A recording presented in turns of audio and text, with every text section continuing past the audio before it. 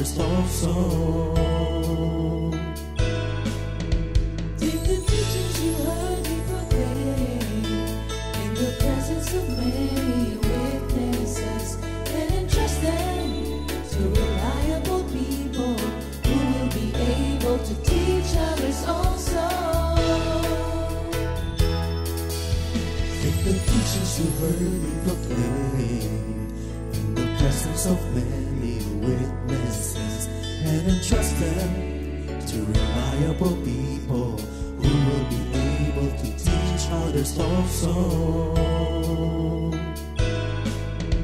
Take the teachings you heard me proclaim in the presence of many witnesses, and entrust them to reliable people who will be able to teach others also. Second Timothy 2:2. Hallelujah, 2 Timothy 2:2. Praise the Lord. Second Timothy 2:2. You and me, let us proclaim the gospel. 2 Timothy 2:2. Hallelujah. Second Timothy 2:2. Praise the Lord. 2 Timothy 2:2.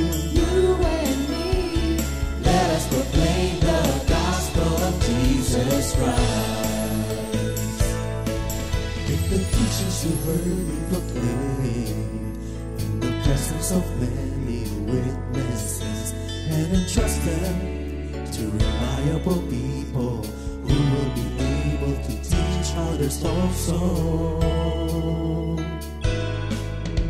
take the teachings you heard me proclaim in the presence of many witnesses, and entrust them to reliable people who will be able to teach others also.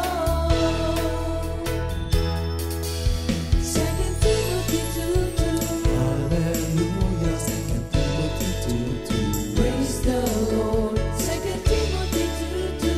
You and me, let us proclaim the gospel. 2 Timothy 2:2.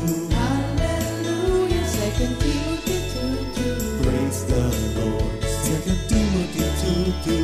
You and me, Let us proclaim the gospel of Jesus Christ.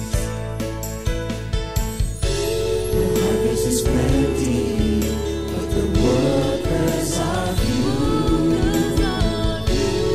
As for me and my house, we will serve the Lord. We will serve the Lord.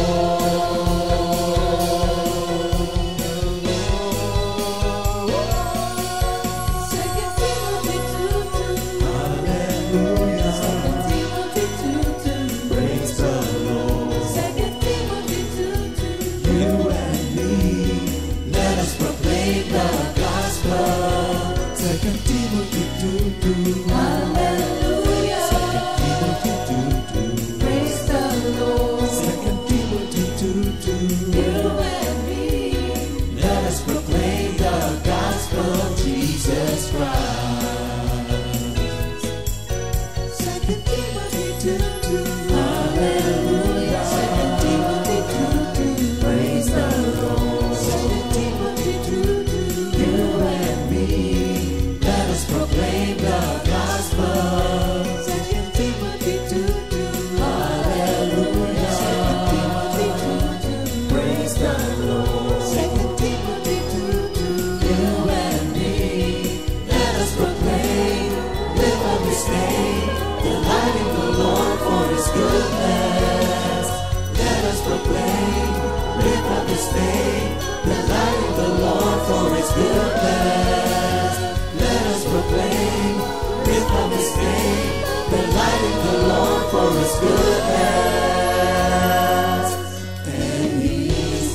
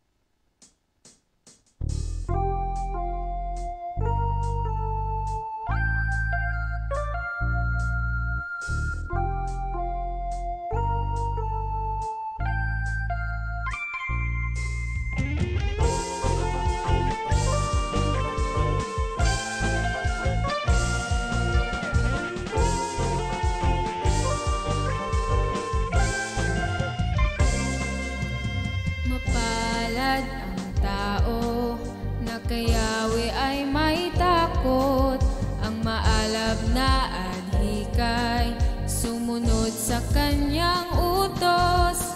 Hindi siya nagkukulang sa anumang kailangan. Ang buhay maunlad at masaya.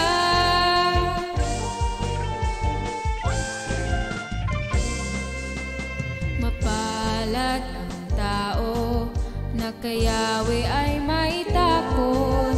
Ang maalab na adhikay sumunod sa kanyang utos. Pagpapala ay dadaloy sa buong pamilya. Ang buhay maunlad at masaya. Kaya't purihin siya, pasalamatan siya, at huwag mong lilimutin ang kanyang kabutihan. Kaya't purihin siya, pasalamatan siya, at huwag mong lilimutin ang kanyang kabutihan.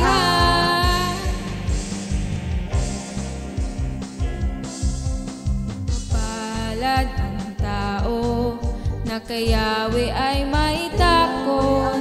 Ang maalab na adhikay sumunod sa kanyang utos. Pagpapala ay dadaloy sa buong pamilya. Ang buhay maunlad at masaya.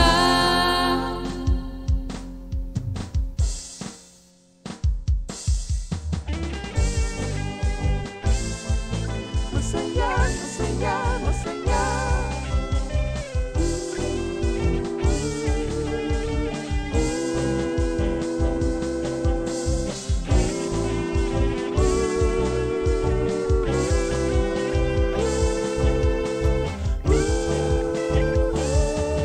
Kaya't purihin siya, pasalamatan siya, at huwag mong lilimutin ang kanyang kabutihan. Kaya't purihin siya, pasalamatan siya, at huwag mong lilimutin. Kaya't purihin siya, pasalamatan siya, at huwag mong lilimutin ang kanyang kabutihan. Kaya't purihin siya, pasalamatan siya, at huwag mong lilimutin, at huwag mong lilimutin, at huwag mong lilimutin ang kanyang kabutihan.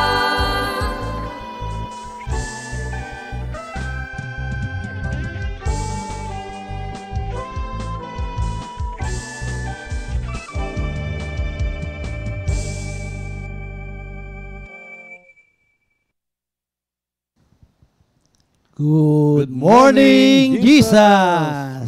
Yan, magandang umaga po sa ating lahat, lalong higit sa ating Panginoon. Kamusta po ang buhay, mga kapatid? Ayan. Ayan. Laging alive. Amen. Yan, purihin ang ating Panginoon. O, bago tayo magpatuloy, opening prayer muna tayo, Ninong Boy. Yan. Dalangin muna tayo. Purihin ka po, o aming Ama. Ikaw po yung aming haring dakila, Diyos na walang hanggan, walang kamatayan, nag-iisa, hindi nakikita. Ngayon po, O Lord, ay muli kaming nanghihingi ng awat habag mo. Ikaw po ang nagpahintulot na makaupo kami rito, at dalangin namin na makinabang po ang lahat ng nakakapanood at nakakarinig sa lahat ng iyong mga pagtuturo. Hayaan mo nga po na sa aming kahinaan, tanging kapangyarihan mo ang mahayag. Kung wala po ang iyong banal na Espiritu, wala po kaming kakayahang makaunawa, lalo na sa pagtuturo. Kaya luwalhatiin mo po ang iyong pangalan sa aming kalagitnaan. Lukuban mo po ang kabuuan ng lugar na ito ng iyong Espiritu, O Lord. Maluwalhati ka at maparangalan. In Jesus' name, Amen. Yan. Napakasarap simula ng ating araw, ng ating umaga na nagpupuri sa Panginoon. Yan. Awit muna tayo kay Lord. Yan. Tayong lahat, mga kapatid, awitan natin ang Panginoon. Mawit at magpuri.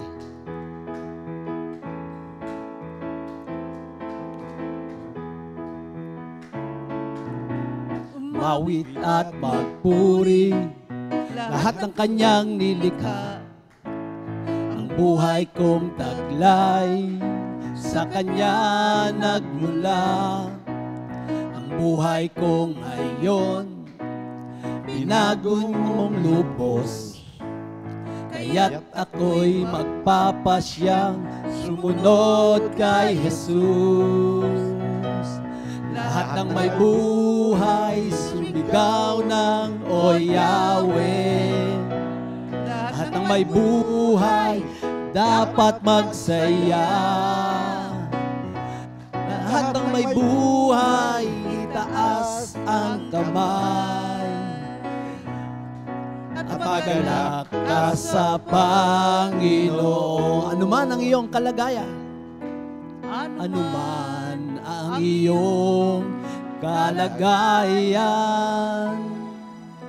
ito ay batid ng Diyos. Kamangha-mangha ang kayong mga gawa, o kay buti mo, Panginoon. Lahat ng may buhay, lahat ng may buhay, sumigaw ng O Yahweh. Lahat ng may buhay, dapat magsaya. Lahat ng may buhay, itaas ang kamay.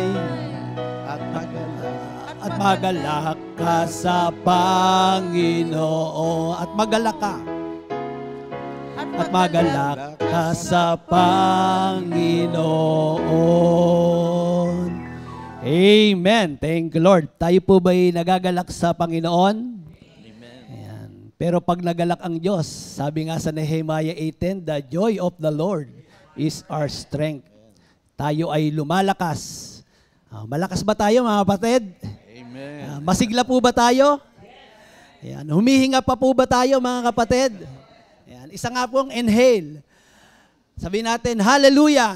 Hallelujah. Sabihin natin, praise the Lord. Praise the Lord. Glory to God. Glory to God. Amen. Amen. Ayan. Thank you, Lord. Salamat sa ating Panginoon. Ayan. Gusto niyo bang bumati, Ninong Boy? Meron po ba kayong gustong batiin? Ayan.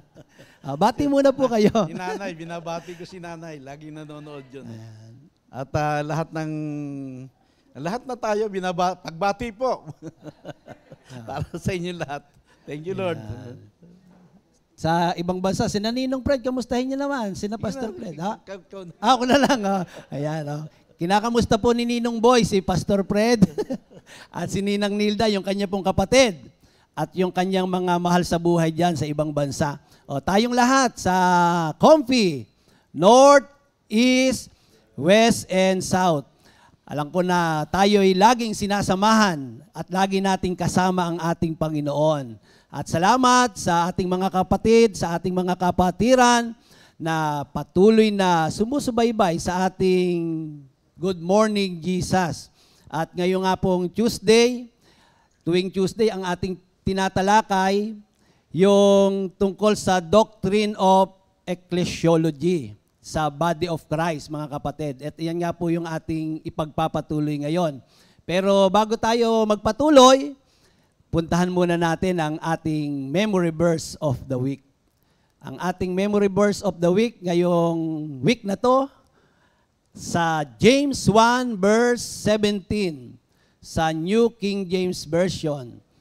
Every good and every perfect gift is from above and comes down from the Father of lights, with whom there is no variation or shadow of turning.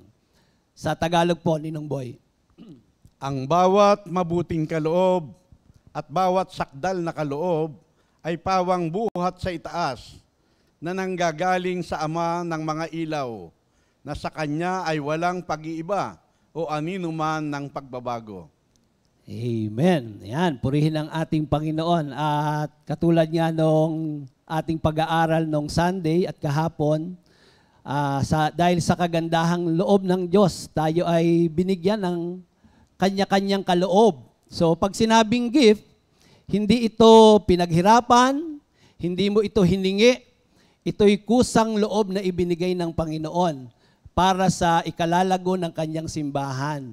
So, napakahalaga na gamitin natin, i-practice po natin yung mga kaloob na ibinigay sa atin ng ating Panginoon para sa ikauunlad ng kanyang iglesia. So, salamat sa Panginoon at ngayon nga po, ating pagpapatuloy dun sa ating tinatalakay every Tuesday na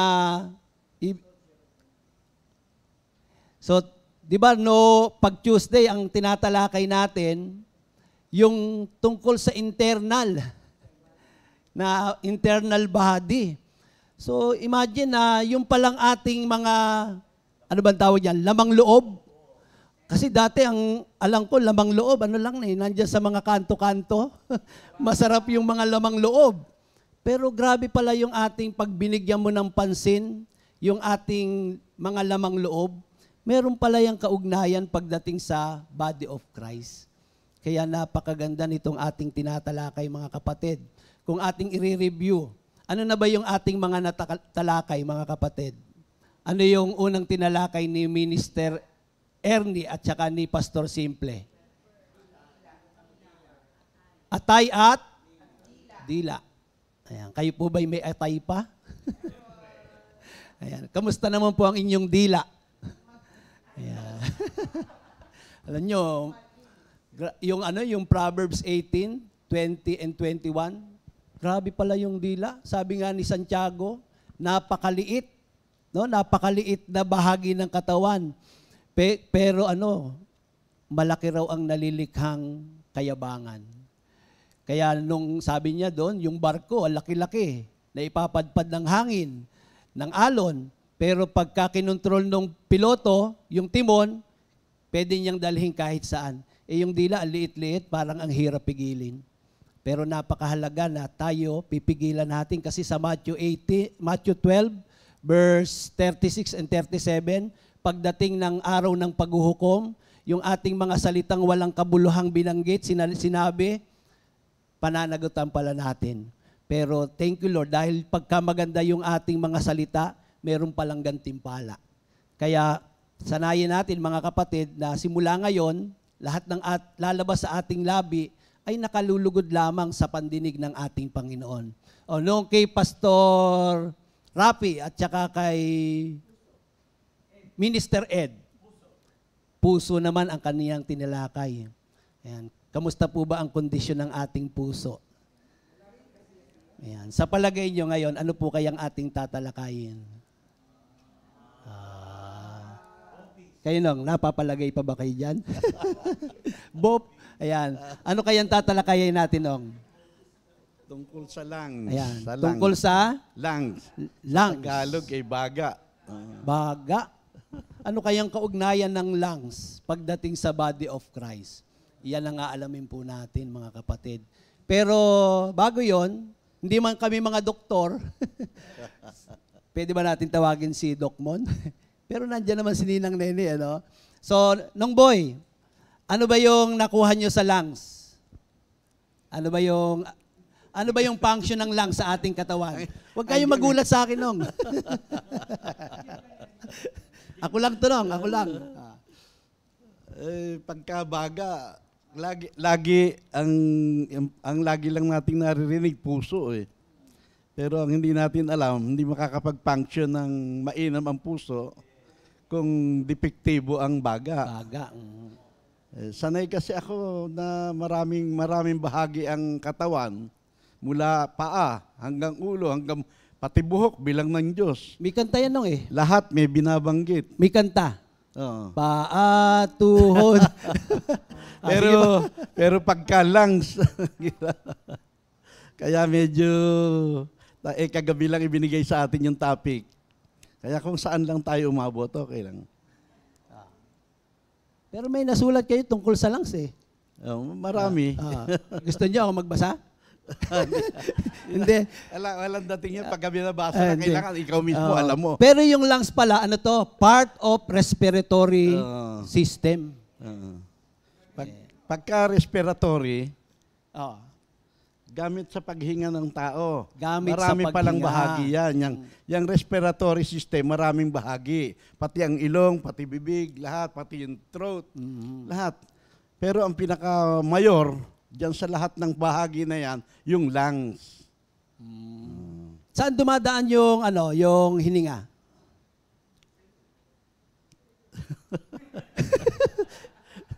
Sa lungs nga di ba?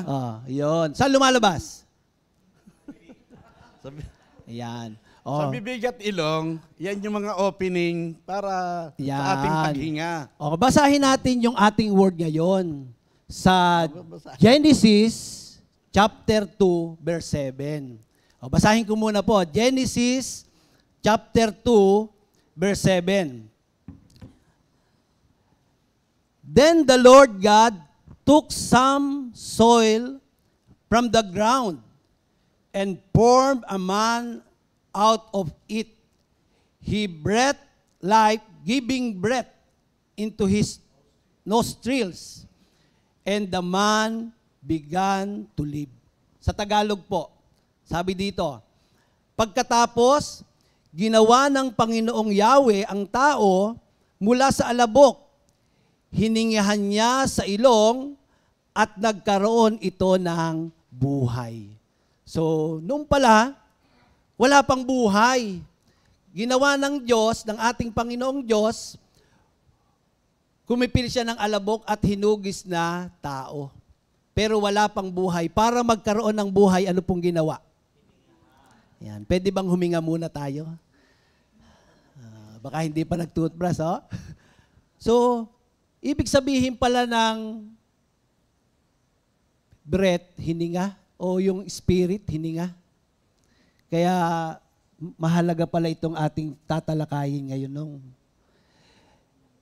Ako, may nakita rin ako dito sa tungkol sa lungs. Oxygen intake. Tama po ba ninang Nene? When you inhale, the lungs take in air that contains oxygen. Oxygen passes through the alveoli. Ano yung alveoli? Tiny air sacs. Yan. Into the blood.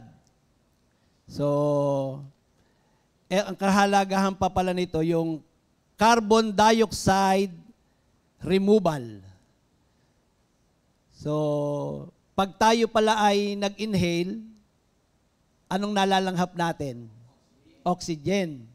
Pag nag-exhale, carbon dioxide. Kasi delikado pala yung carbon dioxide na pumasok. Lasong. Kaya ganun pala yung kahalaga yung lungs.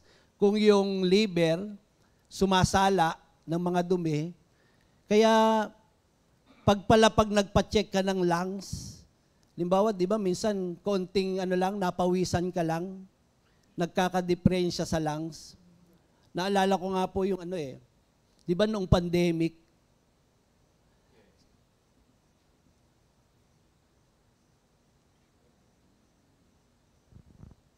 kasi meron akong pinsan,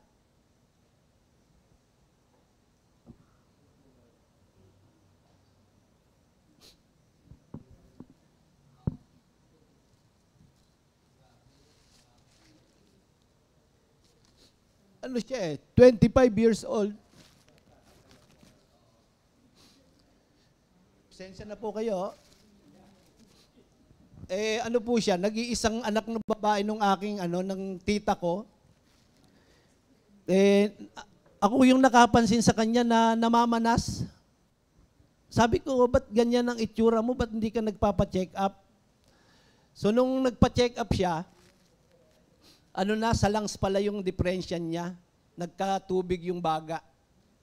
Nung time na yun, di ba, pandemic, punuan yung mga hospital.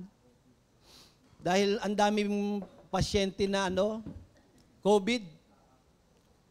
Dinala po siya doon sa may junction, yung bagong ospital doon sa Rizal. Hindi po siya tinatanggap kasi nga puno. So, pagkatapos ko ng prayer meeting, mga 9 o'clock ng gabi, sabi nung aking ninang na tita ko, pwede mo ba kaming samahang maghanap ng ospital? Kasi si Nining tawag niya ayaw tanggapin dito. Kailangan na siyang magamot. So, after ko ng prayer meeting, virtual pa po nun, pinuntahan ko doon sa hospital yung magnanay. So, ginawa ko po, naghanap kami ng mga ospital na pagdadalan sa kanya. Alam niyo po ba na alas 9 kami nag-start maghanap. Natapos kaming maghanap ng ospital, mag-aalas 6 ng umaga. 14 na ospital ang aming pinuntahan. Ayaw tanggapin yung aking pinsan. So ang nangyari, kinontak namin doon, yung mga kamag-anak namin sa Cavite. Tapos ang ginawa ni Brother Ariel, naghanap sila ng ospital na pwedeng tumanggap sa Tagaytay. Nakakita man ng isa. So ang ginawa, yung ambulance, kinuha siya doon sa ospital. Siguro mga 11 na ng umaga. Alam niyo ba, ang lapit na sa ospital nung aking pinsan, namatay doon sa ambulance. Kaya pasensya na po kayo kung ako ay medyo naiyak. Tapos ito pang lungs yung aming topic. Namatay yung aking pinsan dahil sa lungs. Kaya tayo pala dapat iniingatan natin yung ating lungs. Kaya 'di ba laging sinasabi sa atin, ano ba yung mga nagpapasama o halimbawa, bawal ba ang alak sa lungs? Sigarilyo, ano pa? Alak. Yung 'di ba yung mga pangit na amoy? Kaya pag nga meron akong nakikitang yung pintor, sinasabihan ko, sabi ko mag-face mask kayo. Kasi ngayon, hindi nyo hindi nyo pagka dumating yung araw, yung singil niyan, yung nalalanghap nyo, kaya ganun pala yung lungs. Kaya dapat pala iniingatan. Ngayon, sa ating pag-aaral, bakit ba ito naibigay? So iniisip ko, ba't ibinigay sa atin to? Anong kahalagahan ng lungs sa body of Christ? Sa umagang ito, meron po akong 3 ibabahagi sa inyo na paano nagkaugnay yung lungs sa body of Christ. Unang-una po, mga kapatid, itong tinatawag na the lungs as a symbol of the Holy Spirit. So the lungs as a symbol of the Holy Spirit. So nabanggit nga kanina doon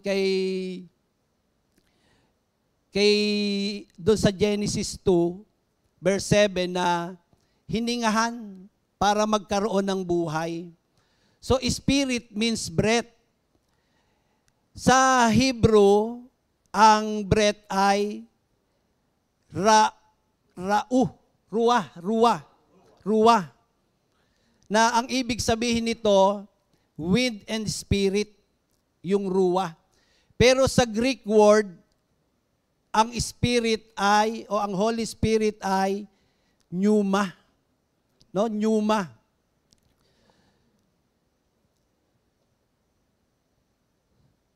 So, the lungs take in breath, life itself, just as the body of Christ, the church, lives and moves through the power of the Holy Spirit. Kaya 'di ba ang buhay ng simbahan ni Kristo, ang banal na Espiritu Santo. Kaya kung wala yung Holy Spirit, ano kayang mangyayari sa body of Christ? Di patay.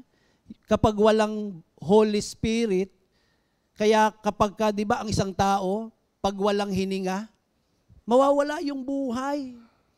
Kaya ganun pala kahalaga po ang lungs sa body of Christ. Biruin mo ang ating buhay, banal na Espiritu Santo. Kaya sa John 20, verse 22, ang sabi po dito, and with that he breathed on them and said, receive the Holy Spirit. So pinatanggap ang mga tao ng banal na Espiritu Santo. The act of breathing links the lungs with the giving of the Spirit. So,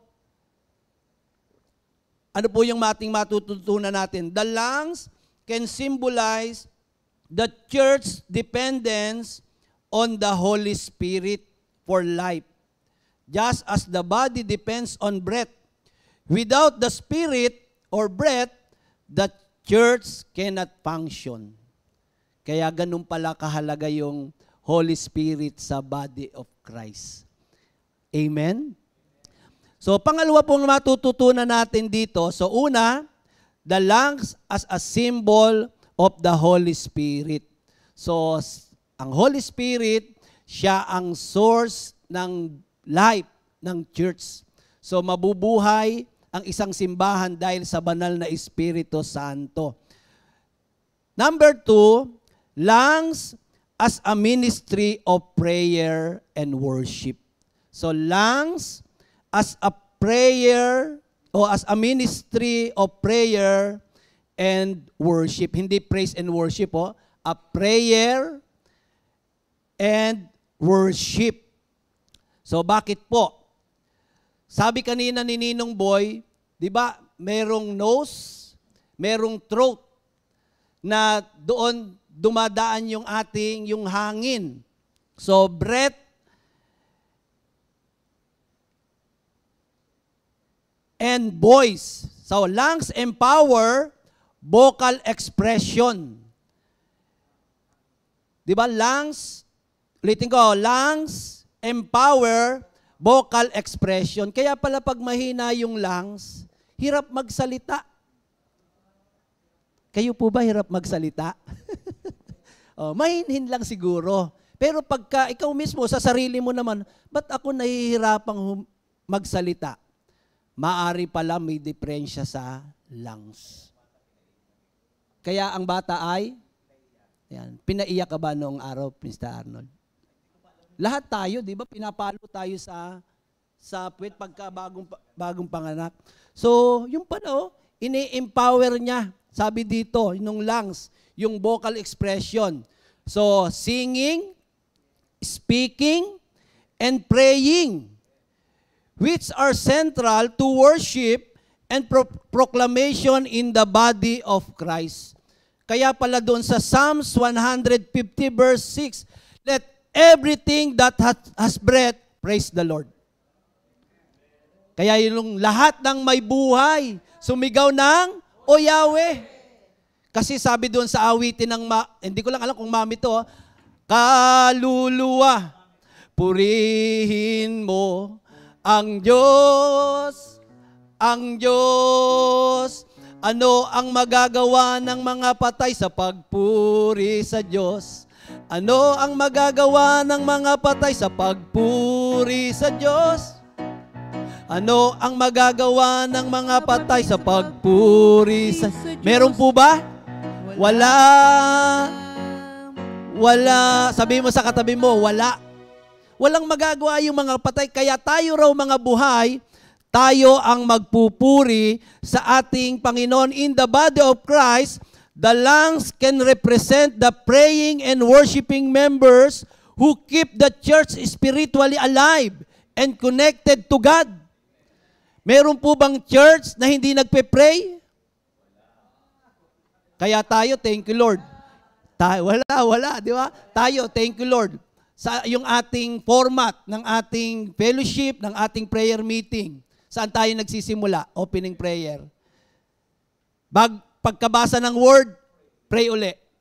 Pagkatapos ng word, pray uli. Pagkatapos mag-pray, kakain na. Pagpe-pray pa rin yung food.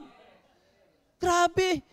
Dito sa atin po, dito, di ba, pag tinignan mo, para bang tapos ka ng tapos na yung JMJ. Pero after ng JMJ, yung ating mga sister, bibilog doon. Tapos magpe-pray sila.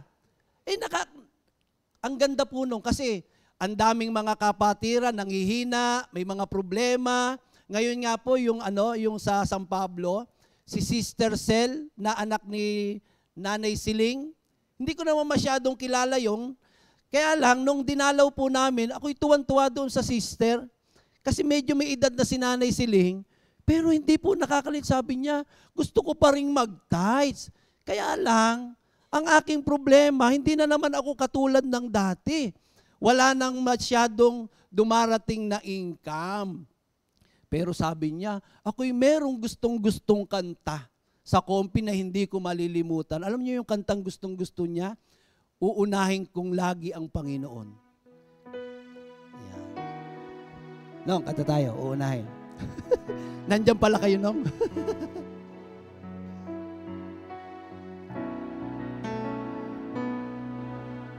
Uunahin kong lagi ang Panginoon sa lahat ng panahon. Aking gugunitain mga ginawa niya noon, magpahanggang ngayon. Lagi akong nananabik sa iyong mga salita. Lagi akong umaasa sa iyong kalinga. Aking pakahangarin, malugod ka sa buhay ko at maging karapat-dapat sa'yo ang laman ng puso ko. Yung di nalilimutan nung Nanay Siling, pero may edad na yung Nanay Siling. Pero thank you Lord. Ngayon nga po, yung kanyang anak na si Sister Cel, dalawa na sila eh. Ngayon, nung Sunday na pag-pray namin, nasa ICU. At medyo critical yung kanyang kalagayan. Pero ang ibig ko sabihin, yung ginagawa ng ating mga sister na pagdarasal, ang daming natutulungan. Na mabalitaan mo, may mga problema, may mga pinagdadaanan. Alam nyo, healthy yung church na laging nagpe-pray. Di ba yung sa awitan, sa atin, nakakatuwa, glory to God. Sa mga churches niya, kahit mga bata, nagpupuri kay Lord, umaawit, naturuan na umawit, sumamba sa ating Panginoon. Napakahalaga na ang church, nagwo-worship sa Panginoon. Kaya pagka ang isang church, ang body of Christ, prayerful, at laging sumasamba, tingnan nyo, healthy yun. Kaya grabe pala itong lungs. O yung pangatlo, kasi sininong boy pa eh. Last na lang po ito ha. Lungs as a hidden but vital organ. Hidden. Pag hidden, hindi nakikita. Di ba na-share ni Pastor Rapi, may mga gift na nakikita. Di ba yung, di ba pastor, teacher, pero yung nabanggit niya, yung motivational gift, minsan hindi naman nakikita yun eh. Pero pag tinignan mo, hindi nga nakikita eh. Di ba? Pero nagpa-function. Di ba? Na, sabi nga dito, tingnan nyo ha, the lungs are not visible but are essential. Similarly, some members of the body of Christ may not be prominent or public. Meron kasing hindi talaga, di ba, parang pagka nagbigay, ayaw pa alam. Nakalagay naman sa Bible yung ibinigay mo sa kana, wag mo nang sabihin sa kaliwa. Hindi yung katulad ng iba na donated by, lagay mo yung pangalan ko, lakihan mo hindi. Meron palang mga silent, tahimik lang. So sabi nga po dito,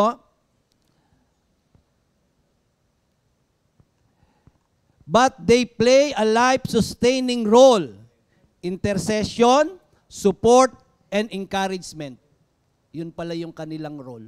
Kaya sa 1 Corinthians 12:22, on the contrary, those parts of the body that seem to be weaker are indispensable. Kaya, minsan pala, di ba, parang tatanungin mo, anong gift mo? Okay lang naman magtanong, pero meron palang mga gift na tago. Pero nagpa-function, nagiging support sila. Kaya yun pala.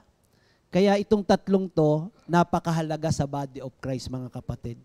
Para manatiling healthy at patuloy na mag-function ayon sa kalooban ng Diyos ang isang simbahan. So ang sabi diyan, unang-una, kailangan tayo ay nandyan yung Holy Spirit. Sabi diyan, kailangan prayer and worship.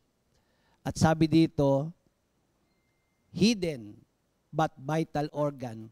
Kumbaga, hindi nakikita, not visible, pero yung function niya, nagpa-function siya para makatulong sa church. Can we say amen? Yan, hindi pa po tayo tapos. Ibibigay ko naman po sa aking ninong. Ninong Boy, kayo na po. Diretso na ba tayo? Opo, mamaya na po tayo babati nung. Pasensya na kayo, hindi ako talaga communicator eh. Kung ano lang yung truth na mula kay Lord, yun lang ang ibig ko ibigay. Amen. So, patuloy tayo sa pag-aaral ng tungkol sa doctrine of, ecclesiastical doctrine ba? Ecclesiology, yung aral ng simbahan. Alam niyo yung simbahan ibig sabihin the called out ones, tayo yon. Kaya tayo patuloy na tinuturuan kahit na maliliit na bagay. Kasi talagang piniperfect tayo ni Lord. Bagamat hindi tayo abot sa perfection dito sa mundo, pero dito pa lamang inaayos na ni Lord yung ating buhay. Kasi yung simbahan, yan ay pamilya na dinesign ni Lord para makasama niya sa buhay na walang hanggan. Kaya hanggang ngayon, hinuhubog niya lahat yan. Hindi lamang niya kinakalap yung mga tupang wala pa sa kawan, kundi pinatataba niya tayo, pinalulusog tayo nga sa loob na. Amen? Kaya nga, nagpapaalalahanan, nagtuturuan ng buong kaalaman upang ang bawat isa ay maiharap sa Diyos ng sakdal, walang kapintasan. Kaya napakabuti ng pangangalaga ni Lord. Sobra niya tayong minamahal. Alam niyo ba yan? Mahal na mahal tayo ni Kristo na pinasya niya na to be united with us. Siya yung ulo, tayo yung katawan. Madiin na ugnayan yan. Yan ay walang hiwalayan, walang iwanan. Hindi pwedeng maghiwalay ang ulo at ang katawan. Nakuha niyo po ba? Kaya napakaganda. Ang isang maliwanag dyan, iisa ang hininga ng ulo at hininga ng katawan. Iisa lang yan. Sa John 3:6, meron binabanggit ang Panginoong Yesus na, kasi nihirap ako talaga ipaliwanag yung lungs eh. Yun ang topic natin ngayon, yung lungs. Sa John 3:6, meron binabanggit ang Panginoong Yesus na, ang sabi niya, ang ipinanganak sa laman ay laman, at ang ipinanganak sa espiritu ay espiritu. Mapunan nyo nawa na kung paanong iniyahalin tulad ng Panginoong Yesus, yung pagsilang ng tao sa espiritu sa panganganak na isang sanggol mula sa tiyan ng kanyang nanay. Ang ipinanganak sa laman ay laman, at ang ipinanganak sa espiritu ay espiritu. Sa loob ng 9 na buwan, nasa loob lang ng tiyan yung bata, na lahat ng potentials of life nasa kanya. Mata, tainga, bibig, pero hindi gumagana lahat yon. Kasi nandun lang siya sa loob ng tiyan ng kanyang nanay. Amen? At ganun din yung mga tao na hindi pa ipinapanganak sa espiritu, ganun din, kompleto rin. Lahat ng sangkap ng katawan nasa kanila rin. Pero hindi nagpa-function lahat yon. Kaya kapag ipinanganak, saka lamang nakakakita, yung sanggol, nakakarinig, nakakapagsalita, at sa tiyan ba ng kanyang nanay, humihinga ba yung sanggol? Pagka hindi humihinga yun, patay yun. Pero yung kanyang hininga, hindi niya sariling hininga yun. Kaya nga may puso nangihiram lang ng hininga sa nanay niya yun. Kaya kapag ang sanggol ipinanganak, ang unang ginagawa nung nagpaanak, pinaiiyak. Yun ang tinatawag na the breath of life. Yun na yung sariling hininga ng sanggol. Nakuha niyo po ba? At yun, kasi nagpa-function na yung kanyang lungs. Kung gaano kaimportante ang iba't ibang bahagi ng katawan, ganun din kahalaga ang baga, ang lungs. Amen? Ang sabi nga ng hindi nabanggit ni Brother Jeff kanina yung 1 Corinthians 12:22, na may time yung pinalalagay na mahinang bahagi, yun pa yung pinakamahalaga. Amen? Kaya salamat sa Diyos. Kasi ang lungs, kaya niyang i-breathe in yung espiritu, tunay na makakatulong sa tao. At i-breathe out niya yung lahat ng mga walang kabuluhan ng bagay, mga ideas, mga walang kabuluhang action, mga carnal ideas, carnal actions. Sa Biblia, yung katotohanan ng binasa ni Brother Jeff na Genesis 2:7, na tayo ay hinubog ng Diyos mula sa alabok. At nung tayo'y mahubog, kinortihan tayong tao, hiningahan tayo sa ilong. Yun lamang katotohanan na hiningahan tayo ng Diyos sa ilong at tuloy-tuloy na hinihingahan. Araw-araw, bawat sandali. Yun lang ay makatutulong sa iyo kasi may mga time, pagka dumadaan ng tao sa mga pagsubok, minsan na iniisip niya na parang nasa na ba ang Diyos? Para bang hindi totoo yung aming mga pag-aaral. Pero yan, malaking tulong yan na bawat hinga ay pagpapala sa Panginoon. Amen, maintindihan mo na ba kung paano tayong iniingatan. Lagi nga nating naririnig sa mga prayer meeting na yun lamang nagising ka, humihinga ka, blessing na. Amen? At saan ba nanggagaling yung hininga? Katulad ng tanong ni Brother Jeff kanina. Hindi sa puso, doon sa lungs. Nakuha niyo po ba? Kasi yung lungs ang nagbabalanse ng lahat ng bagay sa internal organ natin. Yung puso na lagi nating narinig, yun ang nagpapump ng blood para dumaloy sa buong bahagi ng katawan. Pero yung lungs, ang nagdi-divide kung ano ang marapat, kung ano ang hindi. Amen? Kaya kung depektibo yung lungs, hindi magpa-function ng mabuti ang heart. Nakuha niyo po ba? Katulad ng nabanggit niyo kanina na sa pamamagitan ng baga, natatanggap natin yung oxygen.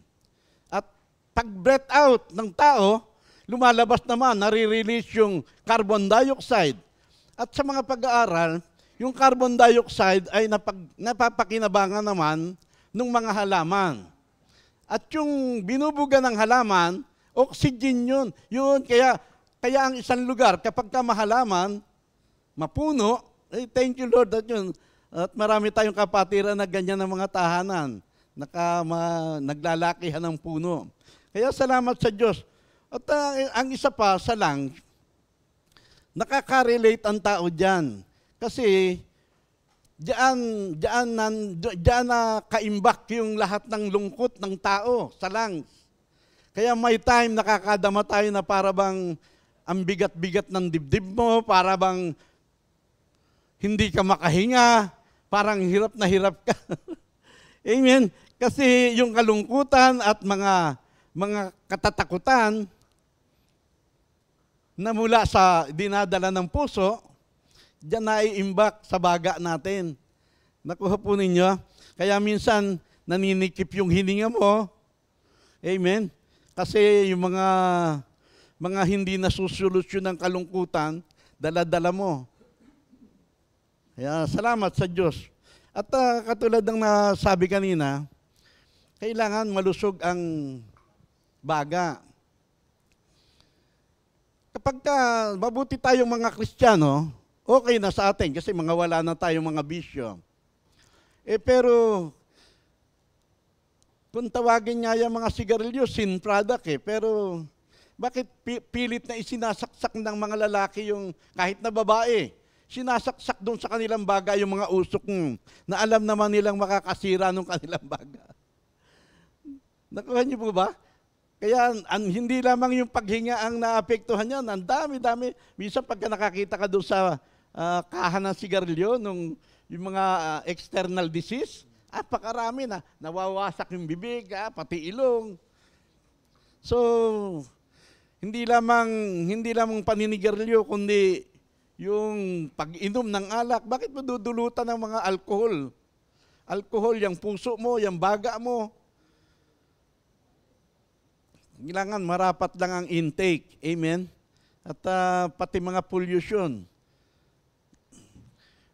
Alam niyo ba na nung araw, yung QI, yung nasa Espanya, alam niyo ba na sikat nung araw yan? Alam niyo kung bakit? Ang pinakamatinding pumapatay sa mga Pilipino, TB. At saan ba nagmumula ang TB? Sakit sa baga yun, tuberculosis yun, mga kapatid. Kaya kailangan malusog. Salamat na lamang at high-tech na yung ating medisina ngayon. Talagang madali nang gamutin yung mga yan. Pero tandaan natin, konti-konti lang namang information eh. Yung puso at saka yung lungs, partner yon, hindi mo pwedeng paghiwalayin yon. Amen? At yung heart, para yan yung mga elder natin na siyang nagsusupply ng buhay sa simbahan, ginagamit ni Lord. Parang yung mga elder natin. Kasi yung heart ang nagpapump ng dugo para dumaloy sa buong katauhan ng tao. Pero ngayon, yung lungs, the breath of life, the breath from God, yun ang banal na espiritu. Amen? Kaya kung sa sarili ng mga, kung yung heart lang ang tatrabaho, wala siyang kakayanan nun. Kaya kailangan niya yung lungs. Hindi ako, pinipilit kong iugnay yung lungs doon sa spiritual na kalagayan natin. Nakuha niyo ba? Halimbawa, yung puso, mga elder, na napatuloy na nagbibigay buhay sa church. Nakuha niyo ba? At sabi nga ng aklat ng Hebreyo, sila ay pasakop kayo sa mga nangangasiwa sa inyo, sapagkat sila ay merong pananagutang magbantay sa inyo. Kung kayo susunod, di matutuwa sila sa pagganap ng kanilang mga tungkulin. Pero kung kayo'y susuway, malulungkot sila at yun ay hindi makabubuti para sa ating lahat. So talagang yung mga elder. Pero kung sila lang, wala yun. Kailangan yung lungs. Kasi yung lungs ang anong tawag dito? Kumakatawan doon sa banal na espiritu na kailangan nating lahat. Amen? Kaya, ano yan? Malalim yan. Sa Diyos mula mismo ang banal na espiritu. Yung natatandaan nyo sa John 20, 21 hanggang 22, nung hahayo yung mga alagad, ang sabi ng Panginoong Hesus sa kanila, kung papaanong ako ay isinugo ng Ama, gayon din naman isinusugo ko kayo. Pagkatapos, sila ay hiningahan ni Jesus. Kasi malalim yun. Mula sa Diyos ang banal na espiritu. Sila ay hiningahan ni Jesus. At sabi ng Panginoong Hesus, sumainyo ang kapayapaan. Nakuha niyo po ba? Kaya sa kasalukuyang panahon, sa church, katulad ng kinalalagyan natin, hindi tayong pwedeng mag-function ng tayo-tayo lang. Imposible ang simbahan na wala ang espiritu. Hindi pwedeng ikaw ay Kristiyano na walang Kristo. Ang banal na espiritu, tinatanggap ng isang tao bilang unang kaloob ng Diyos. Nakuha niyo po ba? Katulad ng binanggit ko kanina, yung pagiging born again. Kapag wala ang banal na espiritu sa isang tao, he just exists. Kain, tulog, oo. Pero yung tunay na buhay na merong hininga ng Diyos, buhay na mula sa Diyos, iniingatan ng Diyos, nangyagaling yan sa kailangan maisilang na muli ang tao. Katulad ng John 3 verse 6. Amen? Ngayon, at dahil magkaugnay ang puso at ang baga, kailangang malusog. Iba ang malusog, mga kapatid. Iba ang malusog. Para lumusog, kailangan kakain ka ng good food. Binabanggit ni Brother Jeff kanina na kailangan mayroong spiritual exercise. Kailangan ikaw nangangalaga rin. Ikaw kasi nakakaramdam ng katawan mo. Eat good food. Alam naman natin na tayo hindi lamang sa tinapay at ulam, kanin, nabubuhay, kundi sa bawat salitang namumutawi sa bibig ng ating Panginoon. At uminom ka rin ng marami. Drink plenty of water. Amen? Good food and plenty of water. Sabi ng Isaiah 55, hali kayo, lahat kayong nauuhaw. Lumapit kayo at uminom. Bumili kayo ng pagkain kahit wala kayong pera. Bumili kayo ng pagkain kahit wala kayong pera. Bakit nyo sinasayang ang inyong pera sa mga bagay na walang kabuluhan? Inuubos ninyo ang inyong salapi sa mga bagay na wala namang pakinabang. Lumapit kayo sa akin at makinig kayo. Makinig kayo sa akin at sundin ninyo ang aking mga utos at matitikman ninyo ang pinakamasasarap na pagkain. Iba ang feeling pagka ikaw ay nasa Diyos, mga kapatid. Nakuha po ba? Matitikman ninyo ang pinakamasasarap na pagkain. Gusto nyo kayo na bumasa niyan, Isaiah 55, 1 and 2. At yun ang nararanasan nating lahat ngayon. Nakuha po ba? Hindi lang pera ang kaligayahan ng tao. Ako nga, kahit may pera, hindi ko iniasahan yung pera. Ano lang, maligaya ko. Hindi ako nagbabago na ano lang, basta maligaya ko sa gawain. Basta yun talagang yun lagi ako nagpapalukso ng dugo ko. Amen? Kaya kapag ka nawawalan ng gawain, doon ako lumulungkot. So, kailangan hindi lamang eating good food, drinking plenty of water, kundi breathe fresh air. Saan natin nakukuha yung fresh air? Sa kalipunan ng mga pinabanal ni Lord, doon sa praise and worship gathering. Breathe fresh air. Diyan, makikita mo parang pagkatapos ng fellowship, pagkatapos ng gawain, parang sariwang-sariwa kang muli. Kasi talagang sariwa. Inakay ka sa mainam na pastulan.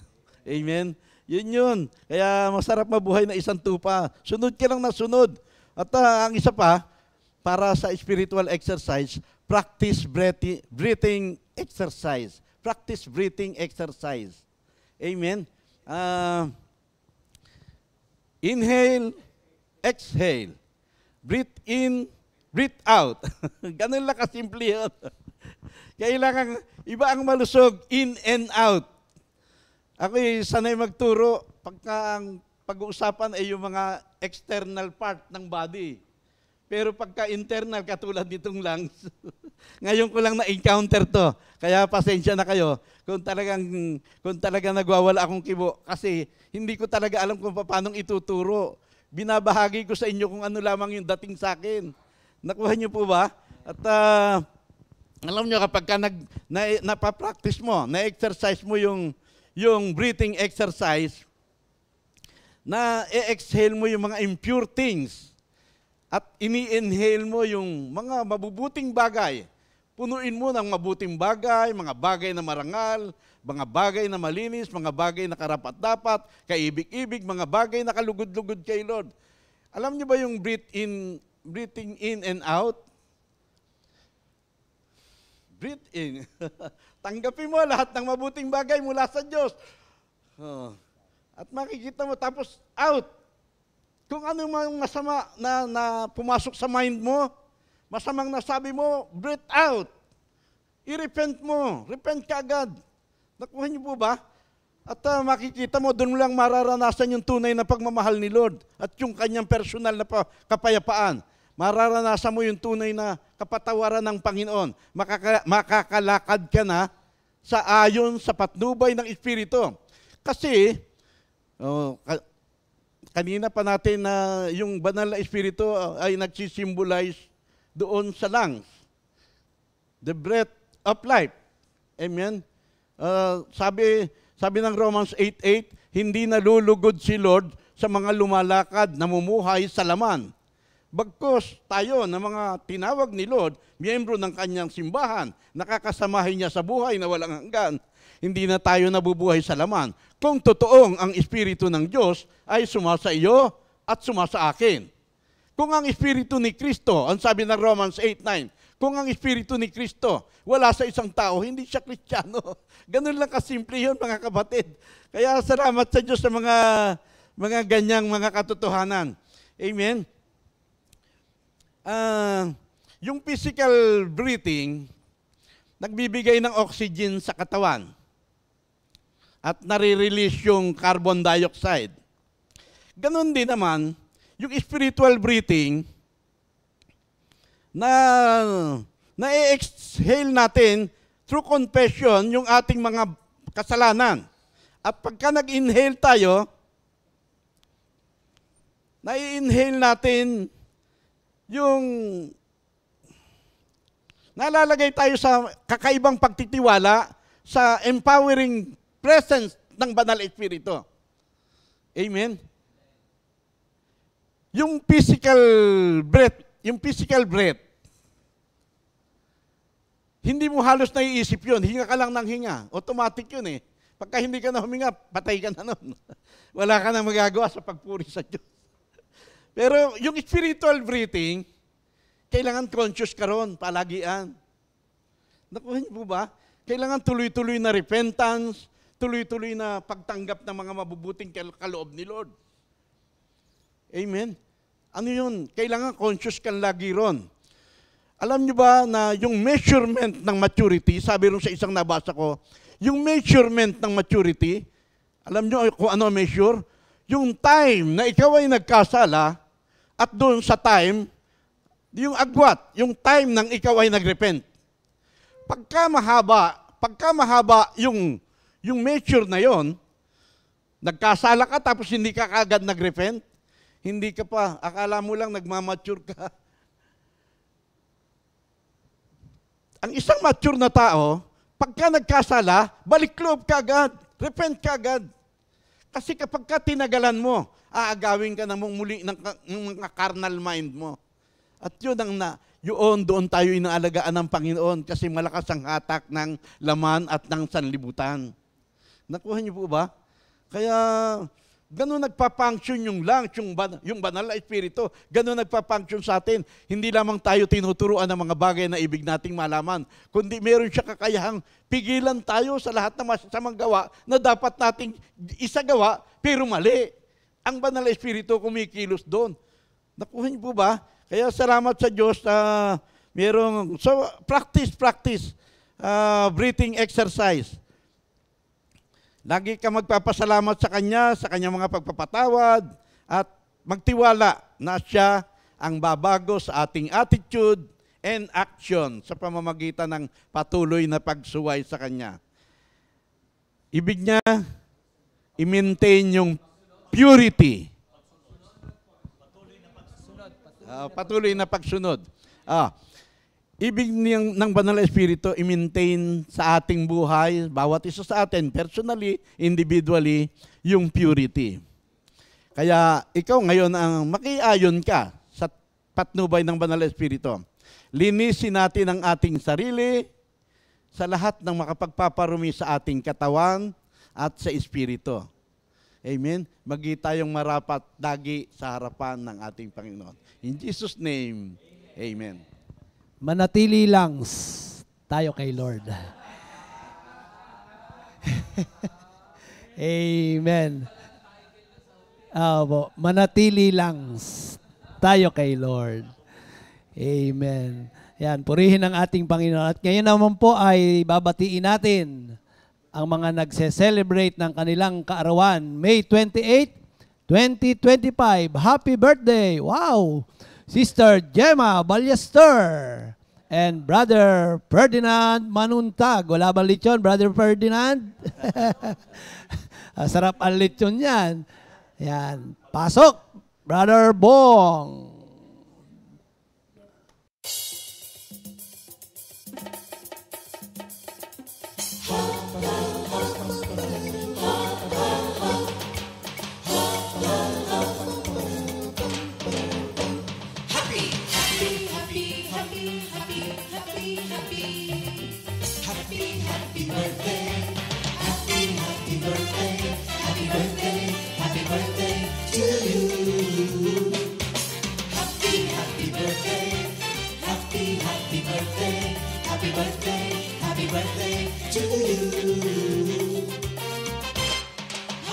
birthday! May the good Lord bless you, may your star shine above you.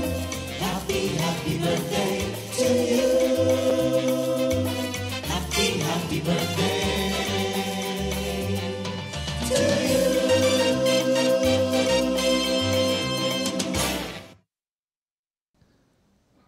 Yan. Happy birthday po mga kapatid. Enjoy your day. Correction lang po, May 27 po ngayon. Yan. Bukas pa po yung 28. Yan. Yan. Purihin ang ating Panginoon. At tayo po ay magtatapos sa ating repeat new song of the week, Dakilang Manggagamot, composed by Minister Jeff Borja. Yan. God bless us all mga kapatid.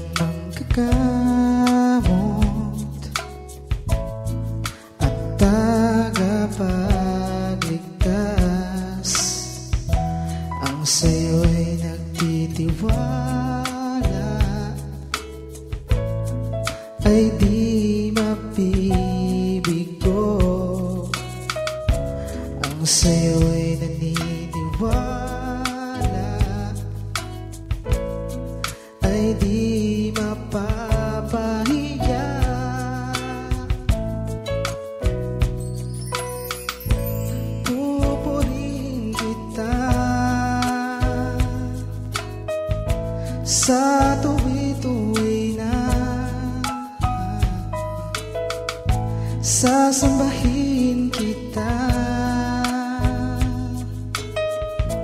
O Jesus, wala nang iba. Pasasalamat ang ialay ko.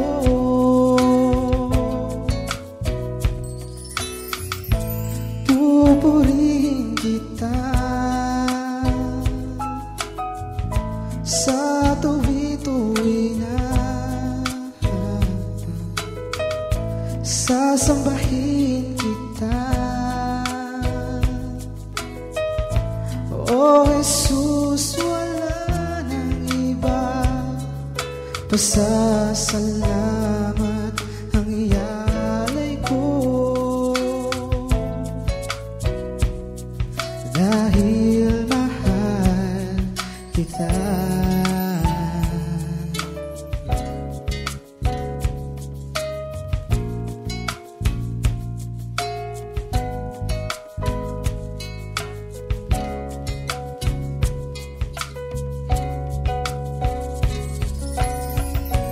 Pupurihin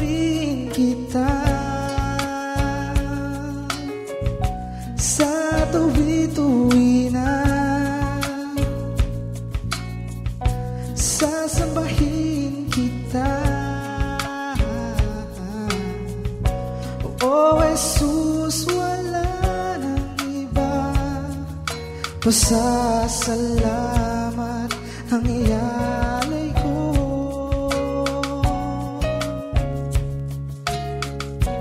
Pupurihin kita sa tuwi-tuwi na. Sasambahin kita,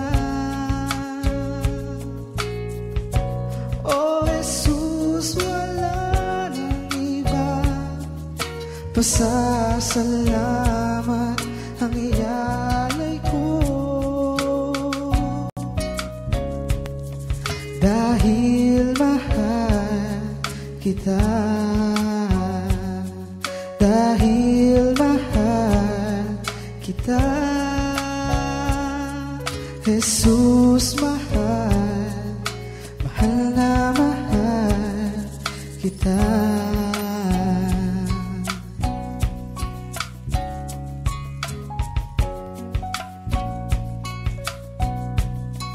Dakilang manggagamot,